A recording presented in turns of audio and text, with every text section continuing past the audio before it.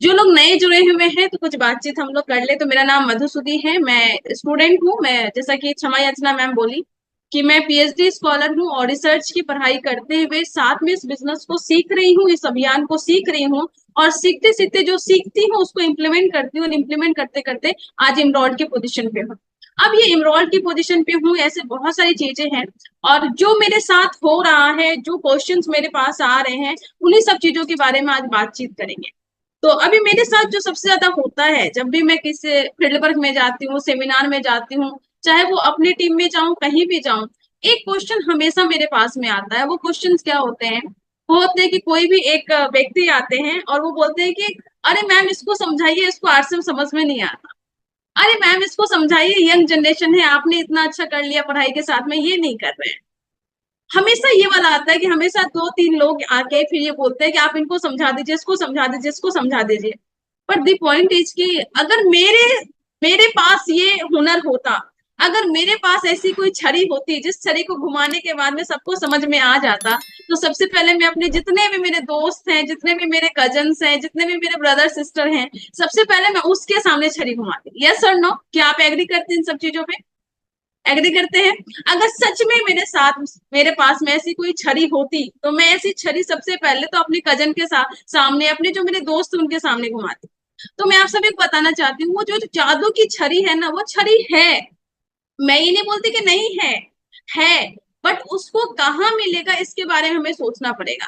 तो आप सभी साथी जिनको लगता है ना कि यार मेरे बच्चे इन्वॉल्व नहीं हो रहे हैं, मेरे बच्चे क्यों नहीं आ रहे हैं, मेरी यंग जनरेशन क्यों नहीं आ रही, मेरी नेक्स्ट जनरेशन क्यों नहीं आ रही, सबके दिमाग में ऐसा है और सबको ऐसा लगता है कि मेरी नेक्स्ट जनरेशन कब आरसीएम करेगी। और इस चीज के बारे में ही आज मैं बात करने के लिए आई हूँ, और इसका सॉल्यूशन क्या हो सकता है इसके बारे में बात करने वाली हूँ। आप सभी लोग चाहते हैं कि आप सभी के घर में एक मधुसूदी जैसी अचीवर हो जाए, जो कि इंडिपेंडेंट होकर काम करे। पर मधुसूदी को क्या चीज ने मोटिवेट किया, ये चीज जानना बहुत इंपॉर्टेंट है। वो स्टोरी, वो प्रोसेस को जानना बहुत इंपॉर्टेंट। जब तक हम उस चीज को नहीं जानेंगे ना, तब तक हम उस चीज पे काम नहीं कर पाएंगे जो चीज चाहिए उस यंग जनरेशन को, उस यूथ को, आपके बेटे को, आपके बेटे को, आपके छोटे भाई को, आपके छोटी बहन को मोटिवेट करने के लिए। और आज मैं उसी चीज पे के बारे में बातचीत करने वाली हूँ कि वो चीज क्या हो सकती है। देखिए, एक यंग जनरेशन जो होता है ना, जो कॉलेज में है, स्कूल में है, उसके पास में एक छोटा सा ग्रुप होता है ना, सभी के पास चार पांच दोस्त होते हैं, राइट? और वो उसको उस टाइम पे उसको सबसे प्यारा क्या होता है? क्या मैं ये बोल सकती हूँ, वो जो फ्रेंड सर्कल होता है, वो जो चार पांच दोस्त होते हैं, वो सबसे प्यारा होते हैं। उसके साथ पार्टी करना, उसके साथ ही कॉलेज जाना, उसके साथ ही कॉलेज के कैंटीन में घूमना फिरना, कॉलेज के कैंटीन में खाना, क्लासेस जाना, कभी क्लास बंक करना हो तो उसके साथ में ही करना। क्या ये सब उसके साथ ही होता है कि नहीं होता है? आप अगर एग्री करते हैं तो चैट बॉक्स में लिखिए यस यस यस, अगर आप लिख सकते हैं, राइट? तो अगर मैं बोलूं, कोई यूथ है, कोई एक लड़का है या लड़की है, उसको फैमिली के अलावा जो उसका सबसे प्यारा होता है वो होता है कि उसका एक फ्रेंड ग्रुप होता है, राइट? क्या मैं सही बोल रही हूँ? वो जो फ्रेंड ग्रुप होता है, वो फ्रेंड ग्रुप उसके लिए बहुत इंपॉर्टेंट होता है। और वो फ्रेंड ग्रुप ही उसके लिए कहते हैं कि वो मेरे लिए सब कुछ है। अब होता क्या है कि अगर आपको लगता है कि यस मेरा बच्चा नहीं कर रहा है, तो मैं आपको ये बताना चाहती हूँ, मैं फील्ड में जाती हूँ और मैं दोनों पक्षों को सुनती हूँ। मेरे साथ एडवांटेज क्या है पता है? मेरे साथ एडवांटेज ये है कि मैं अपने उम्र के बच्चों के साथ भी घुल मिल जाती हूँ और उनके माता पिता के साथ भी घुल मिल जाती हूँ। मेरे पास ये बहुत एडवांटेज है और ये मेरी एज फैक्टर का बहुत एडवांटेज है। तो जब मैं उनके माता पिता से सुनती हूँ कि यार मेरे बच्चे को समझाओ, ये करते नहीं है, सुनते नहीं है, और उनको बुला के मेरे सामने बोल रहे हैं, तो आपको क्या लगता है कि आप अगर ये ताना दे रहे हैं, और खासकर में ये ताना भी आप थर्ड पार्टी के सामने दे रहे हैं। आप खुद का बचपन याद कीजिए, आपको मम्मी पापा चार थप्पड़ मार देना आपको बुरा नहीं लगता था, पर आपके रिश्तेदार के सामने आपको डांट देना तो बहुत बुरा लगता था। क्या मैं सही बोल रही हूँ कि नहीं बोल रही? और क्या ये हम खुद अपने बच्चों के साथ नहीं कर रहे हैं? आपके घर में आपके अपलाइन जा रहे हैं, आपके घर में आपके कोई बड़े लीडर्स जा रहे हैं, आप उस बड़े लीडर के सामने में अपने बच्चे को दिखा के बोल रहे हैं कि सर ये तो समझता ही नहीं है, सर ये तो समझती ही नहीं है। कई बार अपनी वाइफ को दिखा के आप ये बोलते हैं कि अरे ये तो समझती ही नहीं है, अब तो मुझे सपोर्ट करती ही नहीं है। अगर मैं आपसे पूछूं कि आपको क्या लगता है कि अगर आपके ये काम करने से क्या वो सपोर्ट कर देंगे? तो ये मतलब कि ये बहुत बड़ी गलतफहमी है। तो सबसे पहली चीज मैं आपको ये बोलना चाहती हूँ कि आपके बच्चे अगर स्टार्ट नहीं कर रहे हैं, आपके नेक्स्ट जनरेशन अगर स्टार्ट नहीं कर रहे हैं, और आपको लगता है कि आपके ताना देने से स्टार्ट कर देंगे, तो बिल्कुल भी ऐसा नहीं होने वाला। अब देखिए, जब ये पक्ष हो गया जो माता पिताजी का होता है, दूसरा पक्ष होता है वो बच्चों का होता है। जब ऐसा कुछ सुनने में आता है तो मैं बोलती हूँ कि एक काम कीजिए, आप बाहर जाइए, मैं उनसे बातचीत करती हूँ। और मैं अक्सर बच्चों से अलग में बातचीत करती हूँ, जो हो सकता है 20 साल के हो, 25 साल के हो, 26 साल के हो, जिस भी साल के हो। मैं बोलती हूँ कि एक बार मुझे उनसे अकेले में बात करनी हो। जब मैं उनसे अकेले में बात करती हूँ तो मैं उनसे पूछती हूँ कि एक्चुअल में आपको क्या लगता है, आपको आरसम में क्या समझ में आता है, आपको आरसम किस तरीके से आप देखते हैं। मैं अपनी कोई बातचीत रखना पसंद नहीं करती हूँ वहां पे, मैं उनसे सुनना चाहती हूँ। और मैं जब उनसे सुनती हूँ ना, तब मुझे बहुत दुख होता है, बहुत तकलीफ होता है कि उनका पक्ष एकदम अलग पक्ष होता है, जो पक्ष उनके माता पिताजी को पता भी नहीं होता है। और वो मुझे बताते हैं, कई बार बताते हैं कि दीदी आपको क्या लगता है, हमने कभी ट्राई नहीं किया। दीदी आपको क्या लगता है कि हमें सच में ये फर्क नहीं पड़ता।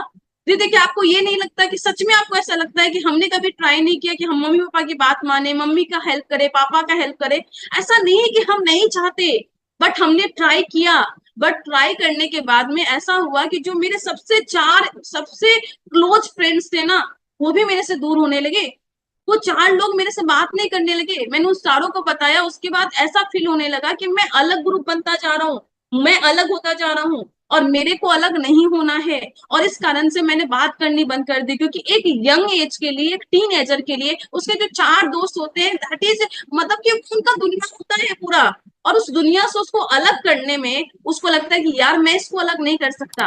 और ये वाला जब पार्ट में सुनी ना, ये वाला पार्ट सुन के मुझे लगा कि यार ये तो जेन्युइन बातें कर रहे हैं। उसके बाद दूसरा पॉइंट उनका होता था, वो होता था कि अगर मैं जाऊं भी तो, अगर कोई एक यंग लड़की है तो बोलती है अगर मैं जाऊं भी तो, मुझे आरसम करना भी है तो मैं किसको बताऊं, मैं किसके पास आऊं।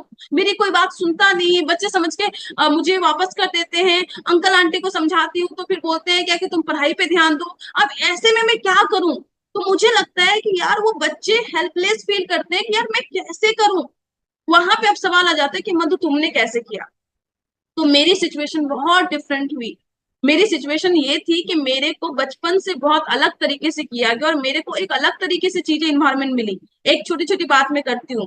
मैं जब कॉलेज में थी ना, उस कॉलेज में मेरे जो चार पांच दोस्त थे, जो भी चार पांच दोस्त थे इस तरीके से करे, वो मेरे से काफी डिफरेंट थे। अगर मैं एक छोटा सा एग्जाम्पल आपको दूं, मैं जिस हॉस्टल में रहती थी, मैं जिस कॉलेज में रहती थी, उस कॉलेज में हॉस्टल में तीन बच्चे रहते थे एक साथ में, एक एक रूम में तीन शेयरिंग होती थी। उस तीन शेयरिंग में जो एक लड़की मेरे साथ में रहती थी, मेरे पास जो स्कॉलरशिप आती थी उस टाइम पे, 12th के जस्ट बाद में 5,000 रुपया मंथली की आती थी। और उस टाइम पे 5,000 रुपया मंथली की आती थी ना, तो उसमें से 2,000 रुपया मेरा खाने में चला जाता था, और बाकी 3,000 रुपया मैं सेव कर लेती और कभी कभी फैमिली में भेज पाती थी। मेरे लिए वो रुपया बहुत मैं सोच समझ के खर्च करती थी, बहुत मतलब बहुत सोचती थी उसके बारे में। और वहीं पे मेरी एक दूसरी दोस्त थी जो मेरे साथ रहती थी, हम लोग दिन रात साथ में रहते थे। उसके माता पिता दोनों प्रोफेसर थे, और उसके पास में जितनी स्कॉलरशिप हमें मुझे मिलती थी, उसके डबल ट्रिपल उसके माता पिता उसको भेज देते थे। एंड दैट टाइम मुझे रियलाइज होता था कि मैं दोनों सेम नहीं हूँ। मेरे को उसकी बराबरी करने के लिए मेरे को बहुत मेहनत करना पड़ेगा। और उस टाइम पे मुझे हमेशा ये लगता था कि मधु तेरी लाइफ अलग है, तो तेरे को उसके साथ में उसके जैसा सब कुछ करेगी तो नहीं चलेगा। ये मेरा ग्रेजुएशन के फर्स्ट सेमेस्टर से मेरा माइंडसेट डेवलप होने लगा था कि मधु, तुम्हारे दोस्त और तुम दोनों सेम नहीं हो। दोनों की बराबरी करने के लिए पहले तुम्हें वहां से उठना पड़ेगा। लेकिन क्या ये कंडीशन, ये सिचुएशन क्या सभी बच्चे के साथ में ऐसा है? क्या ये अंडरस्टैंडिंग उनको पहले से आ जाती है, या क्या ये थैंक गॉड कि मेरी सिचुएशन ऐसी हुई कि मुझे ये अंडरस्टैंडिंग आई। लेकिन क्या सबको ऐसी आ रही है, ये सबसे बड़ा क्वेश्चन है। दूसरी चीज मैं बताना चाहती हूँ कि मेरी जो स्टार्टिंग हुई थी ना, वो स्टार्टिंग कैसे हुई थी आप सभी को पता है, और मैं फिर से रिपीट करना चाहती हूँ। मेरी स्टार्टिंग हुई थी कि मुझे एक एनिवर्सरी प्रोग्राम में मेरी अपलाइन के द्वारा बैठाया गया था। और वहां पे जब रॉयल्टी का सेलिब्रेशन हुआ था, उस सेलिब्रेशन को देखने के बाद में मुझे समझ में आया था कि मेरे को भी आरसम बिल्ड करना है, मेरे को भी रॉयल्टी अचीवर बनना है, मेरे को भी इस बिजनेस को बिल्ड करना है। ये चीज कहाँ से आया? ये चीज आया एक बड़े फंक्शन से। और उसके बाद मेरे दोस्तों ने साथ छोड़ा, मेरे दोस्तों ने मजाक उड़ाया। हम नहीं चाहते, मेरे जो सबसे करीबी होते हैं, हम नहीं चाहते कि हमारे दोस्त मेरे मजाक उड़ाए। लेकिन स्टार्टिंग में क्या होता है, जब कोई आरसम बिल्ड करना स्टार्ट करता है ना, तो उसके दोस्त उसका मजाक उड़ाते हैं, दोस्त ताना मारते हैं, दोस्तों से अलग होना पड़ता है। दोस्त संडे को कहीं अलग पार्टी करने के लिए जा रहे हैं, और उसी संडे को हमारा अलग सेमिनार होता है। क्या हम में इतनी ताकत है कि हम अपने दोस्तों का साथ छोड़ के हम सेमिनार अटेंड कर सके? क्या हम में इतनी ताकत है कि हम दोस्तों के ताने को सह के हम कहीं और जा सके? क्या हम में ये ताकत है कि हम उस दोस्तों को छोड़ सके? ये ताकत कहाँ से आएगा? ये ताकत तब आता है, अगर मैं सही से बताऊं, ये ताकत तब आता है जब आपके अंदर में एक स्ट्रॉन्ग रीजन होता है।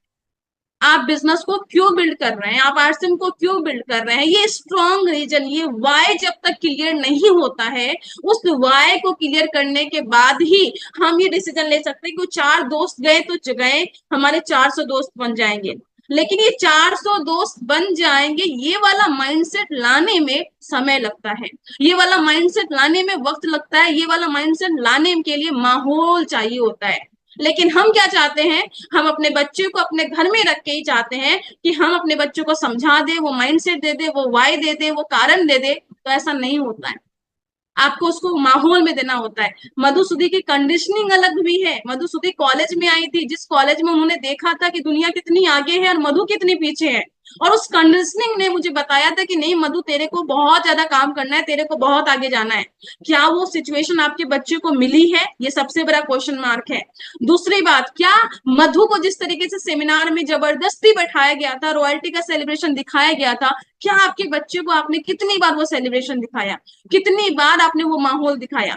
मधु को दैट टाइम, आज से 6 साल 7 साल पहले रॉयल्टी का सेलिब्रेशन समझ में आ गया था। हो सकता है आज आपके बच्चे को रॉयल्टी से नहीं समझ में आए, किसी और चीज से समझ में आएगा, वो एक अलग माहौल, एक अलग चीजों को देखना पसंद करेंगे। उस माहौल में लेके जाना आपको इंपॉर्टेंट पड़ेगा, वो रीजन देना पड़ेगा, एक ऐसा रीजन देना पड़ेगा जिसमें कि आज की सुख सुविधा को वो छोड़ के बड़ी सुख सुविधा को देख सके, आज के 4 दोस्तों को छोड़कर आगे आने वाले 400 परिवार का उद्धार करने के बारे में सोच सके। वो सिचुएशन को दिखाने के लिए, उस माइंडसेट को लाने के लिए आपको एक माहौल देना पड़ेगा। लेकिन हम वो माहौल नहीं दे पा रहे हैं। हम चाहते हैं कि हमारा बच्चा बहुत बड़ा काम करे पर घर के 4 दीवार में रह कर करे, तो नहीं पॉसिबल है, उसको बड़े माहौल में लेके जाना पड़ेगा। अगर मैं अपने बारे में बात करूं, लास्ट टाइम में जब नेक्स्ट जनरेशन प्रोग्राम में गई थी, लास्ट टाइम जब मैं उस प्रोग्राम में गई थी, उस प्रोग्राम में ने एक बहुत छोटा सा स्टेटमेंट आया था, बट वो छोटा सा स्टेटमेंट ने मेरे दिल पे प्रहार किया था। एक जो मीटिंग होती है, एक जो फंक्शन होता है, एक जो चीजें होती है ना, कोई भी एक प्रोग्राम होता है ना, उस प्रोग्राम में कोई भी चीज छोटी बड़ी नहीं होती है, कोई भी चीज ऐसा नहीं होता कि वो प्रोग्राम में छोटा बड़ा है। मेरे तरीके से, मेरी मेरी नजरों से अगर आप माने कि आसपास जितनी भी चीजें हो रही है, कोई भी छोटा बड़ा नहीं है, जो चीजें दिल में लग जाती है वो बड़ी होती है। सिंपल सी बात है, सिंपल सी बात मुझे इतनी समझ में आती है। और अगले जिस नेक्स्ट सॉरी लास्ट टाइम का जो नेक्स्ट जनरेशन प्रोग्राम हुआ था, उस प्रोग्राम का एक छोटा सा वीडियो मैं आपको दिखाना चाहती हूँ। और उस वीडियो ने मेरी मतलब कि आंखें खोल दी थी, और मैं बहुत मोटिवेट हुई थी उस चीज को देखकर। वो वीडियो मैं आपको दिखाना चाहती हूँ। हमारी बहन यहाँ पर मौजूद है, एक बार जोरदार तालियां। सभी को नमस्कार, मेरा नाम पूनम सहारन है, daughter of mister Mahavir ji सहारन। मैं जयपुर राजस्थान से हूँ, मेरी ग्रेजुएशन अभी चल रही है। सर पूछ रहे हैं कि सबको कैसा लग रहा है, तो मैं बताना चाहूंगी कि बचपन से ही पापा, बड़े पापा मिस्टर राजा राम जी सहारन और अंकल जयनारायण खोपना जी को बचपन से ही आरसीएम को बहुत जोश और जुनून से देखते आ रहे हैं, तो हमेशा से एक मन में था कि एक दिन करेंगे जरूर। और कल जब हम सब इकट्ठा हुए तो मैं बताना चाहूंगी कि मेरे पापा और मेरे अंकल को पहली बार माइक मिला था एक धर्मशाला में, और हमें पहली बार माइक मिला एक 5 स्टार होटल हयात में। और मैं चाहती हूँ कि हमारी नेक्स्ट जनरेशन को जब माइक मिले तो वो अमेरिका में मिले। थैंक यू, जय आरसीएम। बहुत अच्छे, बहुत अच्छे। ये देखिए आज पिताजी इमोशनल हो गए। महावीर, ये जो एक लाइन थी ना, इस एक लाइन ने मुझे बहुत मोटिवेट किया था। इस एक लाइन ने बहुत मोटिवेट किया था कि जब मेरे पिता, मेरे चाचा जी को जो माइक मिला था वो एक धर्मशाला में मिला था, हमें मिला 5 स्टार होटल हयात में, और हमारी नेक्स्ट जनरेशन को मिले कहाँ? अमेरिका में। और ये लाइन मुझे बहुत मोटिवेट करती है। जब यूथ आता है ना, जब यंग जनरेशन आता है, उसका विजन ऐसा ही होता है, वो ऐसे ही सोचते हैं। और अभी प्रियांशु सर का प्रेजेंटेशन हुआ था, उनका 8 PM में प्रोग्राम हुआ था, अगर आपने नहीं देखा तो आप जरूर जाके देखिए। उन्होंने बताया है किसी भी इंडस्ट्री में जो बड़ा काम होता है, वो बड़ा काम कब होता है? जब उस इंडस्ट्री में जो सबसे बड़ा काम करते हैं, बड़ा नाम करते हैं, बड़ा सब कुछ करते हैं, उस इंडस्ट्री जब हुआ है, उसके बाद पैदा हुआ जो व्यक्ति है, उसके बाद जिसका बर्थ हुआ है ना, वो करते हैं। इसका मतलब क्या है कि डायरेक्ट सेलिंग इंडस्ट्री का भी जन्म जब हुआ है, उसके बाद जो इस दुनिया में आए हैं वो लोग बहुत बड़ा काम करने वाले हैं। और सतीश पंडित जी की एक बहुत अच्छी लाइन है, वो बोलते हैं कि डायरेक्ट सेलिंग इंडस्ट्री में आपकी टीम में जो सबसे बड़ा काम करने वाले हैं ना, वो अभी पैदा भी नहीं हुए। और जब वो पैदा होंगे तो इम्पोर्टेंट ये है कि जब वो पैदा होंगे तो उसको कौन पहले समझा देता है, कौन उसको पहले अपने टीम में लेके आ जाता है, इसी पे डिपेंड करेगा कि अपना टीम में कितना बड़ा टर्नओवर होने वाला है। लेकिन यूथ को समझाना अलग तरीके से समझाना पड़ेगा, यूथ को बताना अलग तरीके से बताना पड़ेगा, यूथ को उसकी नीड के अनुसार बताना पड़ेगा और उसकी जो भी सिचुएशन है उसके अकॉर्डिंग बताना पड़ेगा। उसके साथ जितने जितने चैलेंजेस हैं उस चैलेंजेस को समझ के बताना पड़ेगा। अगर हम ये सब करने को तैयार हैं तभी जाके हम बहुत बड़ा काम कर पाएंगे, अदरवाइज हम उस चीज को मिक्स कर पाएंगे। दूसरी चीज मैं यहाँ पे कहना चाहती हूँ, फर्स्ट वन, कि आप उनको एक माइंडसेट दीजिए, एक माहौल दीजिए, और माहौल कैसे दे सकते हैं उसके बारे में बात करने वाली हूं मैं। और यूथ को एक बहुत इंपॉर्टेंट चीज है जिसपे मैं बात करना चाहती हूँ। मैं कॉलेज में रहती हूँ, आज मैं पूरा अपनी स्टोरी शेयर करने वाली हूँ, आज मैं पूरा मेरे साथ क्या क्या हो रहा है उसके बारे में बातचीत करने वाली हूँ। मैं कॉलेज में हूँ और उस कॉलेज में मैं 2015 से हूँ, 2015 से 2020 तक मैंने ग्रेजुएशन किया। बीच में कोविड का टाइम आया था तो 2022 में मैंने पीएचडी ज्वाइन की। अभी मैं पीएचडी कर रही हूँ और पिछले कुछ सालों में मैं चेंजेस देख पा रही हूँ। जो जो बच्चे आ रहे हैं, जिस टाइम पे हम लोग आए थे ना तो हमारी एक्टिविटी थोड़ी डिफरेंट थी। अभी जो जनरेशन आ रही है ना उसकी एक्टिविटी बहुत डिफरेंट है, उसका माइंड सेट, उसका सब कुछ बहुत डिफरेंट है। और मैं एक चीज बोलना चाहूंगी वो है कि जो एक चीज है ना, वो स्किल सेट कहीं ना कहीं थोड़ा कम हो रहा है। आज के टाइम पे हम ज्यादातर आईक्यू के बारे में बात करते हैं, हम ईक्यू के बारे में बात नहीं करते हैं। और जब आईक्यू के बारे में ज्यादा बात होने लगती है, ईक्यू के बारे में कम बात होती है ना, उसी टाइम पे ये सब वर्ड आते हैं, that is anxiety, stress, depression, ये सारी बातें आती है।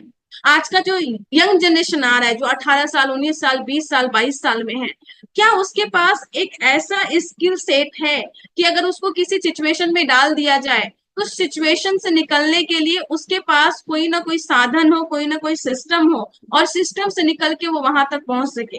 क्या हमने उस तरीके से उसको डेवलप किया है? ये बहुत बड़ा सवाल है जिस सवाल के बारे में अपने को बात करनी है। और मुझे लगता है कि जैसे जैसे लोग आगे बढ़ रहे हैं, जैसे जैसे लोग आगे बढ़ रहे हैं, तो उन्हें मल्टीपल स्किल की जरूरत पड़ रही है। आज के टाइम पे अगर आपका बच्चा बस 90%, 95%, 99%, अगर बस रिजल्ट लेके आ जाए, उसको बोलने की कला ना आए, उसको प्रेजेंटेशन करने की कला ना आए, उसको डिबेट करना ना आए, उसको कैसे खड़े होके बात करना ये नहीं आए, अगर ये सारी चीजें नहीं आएगी और वहीं पे दूसरा बच्चा जिसको ये सारी चीजें आएंगी और उसका अगर आपके बच्चे से कम मार्क्स भी है ना, तो भी वो आगे निकल जाएगा। क्या मैं सही बोल रही हूँ? क्या आप मेरे बातों से एग्री करते हैं? तो हम उस एरा में हैं जिस एरा में स्किल सेट इंपॉर्टेंट है। सिर्फ एक काम से नहीं होगा, उसके साथ में बहुत सारी चीजें चाहिए ही चाहिए होती है। एक कहते हैं ना, संपूर्ण विकास की जरूरत होती है। और मैं आपसे पूछना चाहती हूँ कि वो संपूर्ण विकास आप कहाँ से दे पा रहे हैं? आज के टाइम पे बहुत सारे बच्चे जो बोलते हैं मैं एंजाइटी में हूँ, मैं डिप्रेशन में हूँ, मैं स्ट्रेस में हूँ। और मेरा सच में ये मानना है कि जिंदगी में जो भी समस्या है ना, उस समस्या का समाधान है। आज के टाइम पे आप देखिए, बाहर में इधर उधर जितने भी देखिए, कितने ज्यादा सुसाइड हो रहे हैं। मुझे ये वर्ड इस्तेमाल करते हुए भी बहुत डर लगता है, लेकिन कितने सारी चीजें हैं जहाँ पे कि सुसाइड हो रहा है, यहाँ पे सुसाइड हो रहा है, वहां पे सुसाइड हो रहा है। और ये चीजें यहाँ से शुरू नहीं होती कि कहीं पे जॉब से शुरू हो रही है, बचपन से लेके शुरू हो जा रही है, 9, 10, 11, 12 यहाँ से शुरू हो जा रहा है। ये सब क्यों हो रहा है भाई? मेरे को तो समझ में नहीं आता कहाँ से आ रही है ये सारी चीजें। और ये सारी चीजें मुझे लगता है कि हम बैलेंस नहीं बना पा रहे हैं, हम वो स्किल सेट नहीं दे पा रहे हैं। हम जो एक बैलेंस है ना आईक्यू और ईक्यू के बीच में, ये बैलेंस नहीं बना पा रहे। अपने बच्चे को, अपने नेक्स्ट जनरेशन को, अपने छोटे भाई बहन को ये दोनों नहीं सिखा पा रहे हैं। और ये दोनों सिखाना बहुत इंपॉर्टेंट है। लेकिन ये दोनों सीखेंगे कैसे?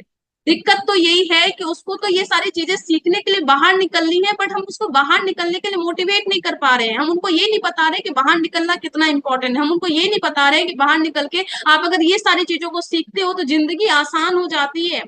मेरे अकॉर्डिंग समस्या कुछ भी नहीं है, जितना भी समस्या है दैट इज सिचुएशन। और मुझे हमेशा से ट्रेनिंग मिली है कि हर समस्या एक सिचुएशन है, उस सिचुएशन को सॉल्व किया जा सकता है। वो सॉल्व या तो आप कर सकते हैं या आप किसी से करवा सकते हैं।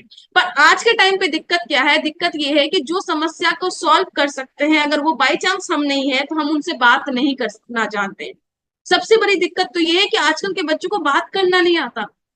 अगर आप उनको बोलो तो बोलते हैं कि मैं कैसे बात करूं, मैं कैसे जाऊं, मैं एक अनजान लोगों से कैसे बात करूं। और सबसे बड़ी बात, जो सबसे अनोखी बात, सबसे स्ट्रॉन्ग पॉइंट मेरे लिए जो मिला है, वो इस सिस्टम से सबसे बड़ी पॉइंट ये मिला है कि मेरे आईक्यू के साथ में ईक्यू को भी डेवलप किया गया इस सिस्टम में। मेरे बहुत सारे स्किल सेट को डेवलप किया गया। आज जिंदगी में किसी भी सिचुएशन में मुझे डाल दिया जाए, उस सिचुएशन से निकलना मुझे पता है, क्योंकि मुझे पता है कि उस सिचुएशन से निकलने का रास्ता या तो मेरे पास होगा, और मेरे पास अगर नहीं होगा तो दुनिया में किसी भी कोने में किसी भी व्यक्ति के पास होगा। मुझे पता है कि उससे बात कैसे करते हैं। और ये बात करना कहाँ से सीखी मैं? वो इस सिस्टम से सीखी। और इस सिस्टम ने मुझे ये सिखाया है कि हम किस तरीके से एक साथ बहुत सारी चीजों को कर सकते हैं, और वो सब कुछ करते करते करते हुआ है। अब बात ये कि क्या आप ये नहीं चाहते कि आपके बच्चे ये सीखे? क्या आप ये नहीं चाहते कि आपकी नेक्स्ट जनरेशन ये चीजें सीखे? और वो नेक्स्ट जनरेशन अगर ये आईक्यू और ईक्यू दोनों को बैलेंस करना सीख जाएगी, अगर वो सीख जाएगी कैसे जिंदगी में अपने को बैलेंस करते हैं, कैसे अपनी सारी समस्या से निकलना जानते हैं, कैसे अपनी फैमिली को हैंडल करना चाहते हैं, कैसे अपनी पर्सनल लाइफ के साथ प्रोफेशनल लाइफ को बिल्ड कर सकते हैं, अगर ये सब चीज सीखना अगर हमने सीख लिया ना, तो हम जिंदगी में सच में सबसे बड़े राजा होंगे। हम अपनी जिंदगी को जीने वाले सबसे ज्यादा महाराजा होंगे। हम अपनी जिंदगी के सच में विजेता होंगे, सच में विनर होंगे। यहाँ मैं बात पैसे की सिर्फ नहीं कर रही हूँ, मैं आपको सारे सिचुएशन, सारे फेजेस, सारी चीजों की बात कर रही हूँ। और इस सिस्टम से ये मिलता है, और आपको आपके बच्चे को ये देना अगर है, तो फिर आपको इस सिस्टम में उसको लेके आना पड़ेगा। और इस सिस्टम में लाने के लिए आपको उसको एक माइंड सेट देना पड़ेगा, एक माहौल देना पड़ेगा। और वो कैसे होगा उसके बारे में हम लोग बातचीत करेंगे। तो first one is why clear करना, उसको एक स्ट्रॉन्ग रीजन देना, ताकि वो एक स्ट्रॉन्ग कंडीशन से बाहर निकल सके, ताकि अपने दोस्तों के ताना से बाहर निकल सके, अपने उस 4 दोस्तों को खोने का डर उसको ना हो, उसको 400 परिवार मिल जाएगा, ये विश्वास दिलाना आपको पड़ेगा। दूसरी चीज, उनको ये बताना पड़ेगा कि बेटा यहाँ पे तुम्हें क्या मिल सकता है, यहाँ पे आपको जिंदगी जीना सीख जाएंगे, यहाँ पे आपको स्किल सेट मिलेगा। और थर्ड पॉइंट जो मैं यहाँ पे बोलना चाहती हूँ, वो मेरे सबसे ज्यादा दिल के करीब है, वो मेरे लिए सबसे इंपॉर्टेंट है। और आज के टाइम पे मेरी मदर भी बात करती है तो इसी चीज पे बात करती है, और वो चीजें बहुत इंपॉर्टेंट है। उसके लिए मैं छोटा सा स्टोरी आपको शेयर करती हूँ। ये बात है 1 साल पहले की। 1 साल पहले मैं फ्रेंड्स मीट में गई थी, और फ्रेंड्स मीट में गई थी, और उस टाइम पे मेरा एक बहुत बड़ा सपना था। वो सपना क्या था मेरा? मैं हमेशा सुनती थी कि वत्स सर का ना बहुत बड़ा मकान है, वो करोड़ों का मकान है। और उस टाइम पे जब मैं सुनती तो मेरा हमेशा से वो देखने का मन करता था। तो मैं फ्रेंड्स मीट में मैं वहां पे एज ए ब्रांड एम्बेसडर हूँ, तो वहां पे एज ए मैनेजमेंट टीम में थी, और सब कुछ सारा प्रोग्राम बहुत अच्छे से हुआ, सबने बहुत मेहनत की, सबने बहुत कुछ अच्छे से किया। वो सारा प्रोग्राम होने के बाद में वत्स सर मुझसे पूछे, मधु सब ठीक ठाक? मैं बोली कि सर सब कुछ तो ठीक ठाक है, मुझे लेकिन आपका घर देखना है। मैं ऐसे, एक्चुअल में क्या होता है, आर्ट्स से हम इतना कुछ सिखा देती है ना कि जो दिल में होता है हम बोल पाते हैं, ये सबसे बड़ी बात होती है। तो मैं वत्सल को बोली कि सर मेरे को ना आपका घर देखना है। तो सर बोले कि ठीक है आ जाओ, कल आ जाओ। तो मैं बोली कि ठीक है सर आती हूँ। तो मैं वहां पे गई, और मैं बहुत लकी हूँ कि मुझे वहां जाने का मौका मिला, सर के घर का हर एक चीज का हर कोना देखने का मौका मिला। मुझे सर की बहुत सारी किताबें, बहुत सारी डायरी देखने का मौका मिला, और मुझे सर के घर का कोना कोना देखने का मौका मिला। और कोना कोना देखने के बाद में सर के साथ लंच किया, सब कुछ किया। उसके बाद जब मैं वापस जाने लगी ना, तो सर की एक मीटिंग थी, तो सर बोले कि मधु तुम जाओ, मैं मीटिंग अटेंड करना होगा। बोले हाँ दैट्स ओके सर, मैं चली जाऊंगी। और मैं जाने ही वाली थी, तब तक विशाल भाई, तन्वी सिस्टर, और जो मैडम है, तीनों, सर का जो घर है वो लगभग 21वीं मंजिले पे है, जहां तक मैं याद कर पा रही हूँ। 21st फ्लोर पे सर का घर है। और मैम, विशाल भाई और तन्वी दीदी, तीनों लिफ्ट से 21वीं फ्लोर से नीचे आए, और नीचे तक आए मुझे छोड़ने के लिए। और जब मेरी उबर आई, मेरी कैब आई, तो विशाल भाई ने खुद से अपना डोर ओपन किया, मुझे बैठाया। और जब मैं जाने लगी तो वो तब तक वहां खड़े थे जब तक कि वो मुझे देख पा रहे थे।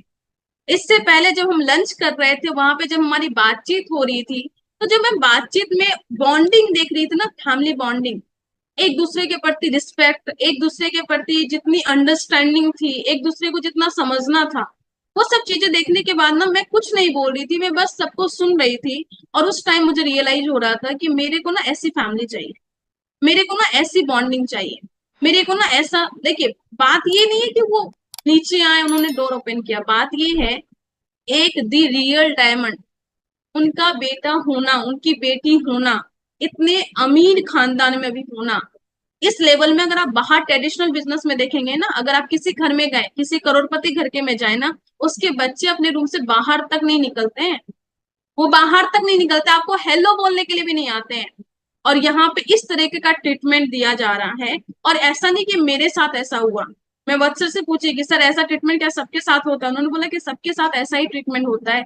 और ये संस्कार जो है ना, ये आश्रम में सबसे अनोखी बात है। ये सिर्फ मैं विशाल भाई तन्वी बहन के बारे में नहीं बोल रही हूँ, मैं अंजलि कोठारी मैम से मिली हूँ, वो भी बहुत मतलब कि इतनी डाउन टू अर्थ है ना कि मैं बता नहीं सकती, इतने आराम से मिलती है ना, कि बहुत बहुत बहुत कूल मिजाज से मिलती है। मैं मुझे उनके साथ रहने का मौका मिला है, मैंने उनसे बहुत ज्यादा बातें की हैं। मतलब इतनी छोटी छोटी बातों को नोटिस करेंगे ना आपके, कि एक अलग बॉन्डिंग देती है वो। अभिषेक छाबरा जी, मतलब एक अलग नाम है, आज मैं उनको भैया ही बोलती हूँ। छोटी छोटी कुछ भी सिचुएशन होती है ना, मैं डायरेक्टली फोन करती हूँ, फोन रिसीव करते हैं, उन सभी चीजों को डिस्कशन करते हैं। और जब एज ए टीम हम काम करते हैं ना, तो कभी उन्होंने नहीं फील करवाया कि हम अलग हैं। उन्होंने हमेशा हमें ज्यादा तवज्जो दी। और ये चीज फील करवाते हैं कि सिर्फ कोर लीडर का बच्चा होना ही नहीं, कोर लीडर का नेक्स्ट जनरेशन ही होना ही नहीं, बल्कि इस नेक्स्ट जनरेशन में जो संस्कार है ना, वो संस्कार बहुत इंपॉर्टेंट है। और एज ए फीमेल मैं बहुत इस चीज के लिए मतलब कि बहुत हमेशा से मैं ये जागरूक रही कि मेरी फैमिली में संस्कार अच्छे हो, मेरी फैमिली में, क्योंकि हम ऐसी मतलब कि हम वो हैं जो दो चीजों को संभालते हैं। हम वो चीजें जिससे हमारे दो परिवारों को संस्कार जाएंगे, ये बहुत इंपॉर्टेंट हो जाता है कि क्या हम वो संस्कार अपनी दोनों फैमिली में दे पा रहे हैं।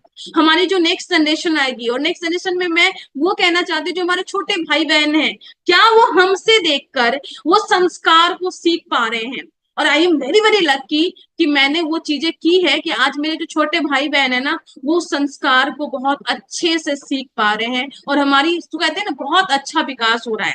एक बहुत अच्छी कोटेशन है, वो है कि पूत कपूत तो क्यों धन संचय, और पूत सपूत तो क्यों धन संचय। ये बहुत सारे लोग बोलते हैं, बहुत सारे लोग बोलते हैं अरे क्यों ऐसा करें। बट बात यहाँ पे उस धन की हो रही है जो धन देना बहुत इंपॉर्टेंट है हमारी नेक्स्ट जनरेशन में, दैट इज संस्कार। अगर आपने संस्कार दे दिया ना, तो बाकी चीजें वो खुद बिल्ड कर लिए। अगर हम उसको इमोशनली बहुत अच्छे से बिल्ड कर लिए ना, तो वो अपने आप सारी चीजों को बिल्ड कर लेंगे। अगर हम उसको संस्कार दे दिए, हम उसको इमोशनली उसको स्ट्रॉन्ग कर दिए ना, तो अगर हमने उसको 10 रुपया दिया है ना, तो उसको 10 लाख रुपया बना देगा। पर क्या हमारे पास एक ऐसा सिस्टम है जिससे हम उसको संस्कार दे सके, वो स्किल सेट दे सके, हम उसको वो माइंड सेट वो दे सके, और साथ में एक अच्छा प्लेटफॉर्म दे सके। और इन सब चीजों को अगर कंबाइन करेंगे ना, सब चीजों को लेके आएंगे ना, तो आपको एक ही नाम नजर आएगा, दैट इज RCM।